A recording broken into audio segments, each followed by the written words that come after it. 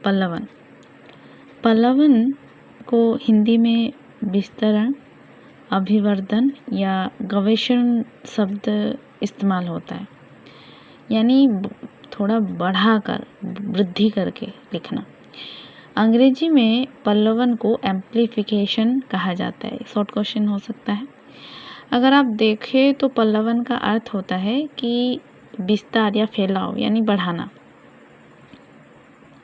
तो पल्लवन में क्या होता है कि पल्लवन में कोई लोकोक्ति या फिर कोई वाक्य को विस्तार किया जाता है, यानी बढ़ाया जाता है। अगर उसकी ओवरऑली परिभाषा देखें तो किसी उक्ति, सूक्ति या फिर बीज वाक्य में जो निहित मूल संदेश है, उसको जब आप विस्तार करके समझने और फिर समझाने का प्रयास करते हैं, वो ही पल्लवन कहलाता है। पल्लवन के तत्वों में क्या क्या आ सकते हैं? सहज, सरल और आकर्षक भाषा।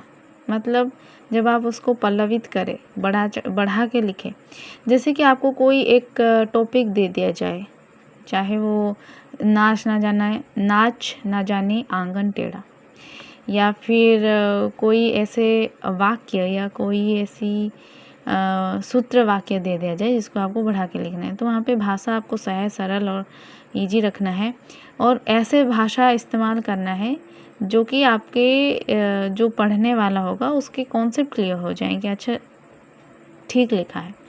वस्तुगत गांभीर्य, यानी जो भी आपने लिखा है या फिर उसको विस्तार करने के लिए लिखा है, उसमें गांभीर्य, थोड़ा डीपनेस होना चाहिए।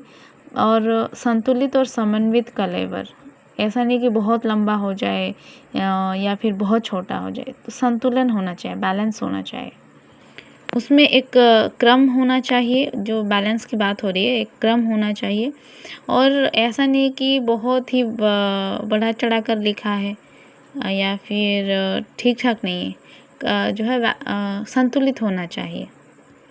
वस्तुगत गांभीर्य में और क्या हो सकता है कि जो आपकी मुख्य बातें हैं ना, वो जिस तरीके से ना छूट जाएं।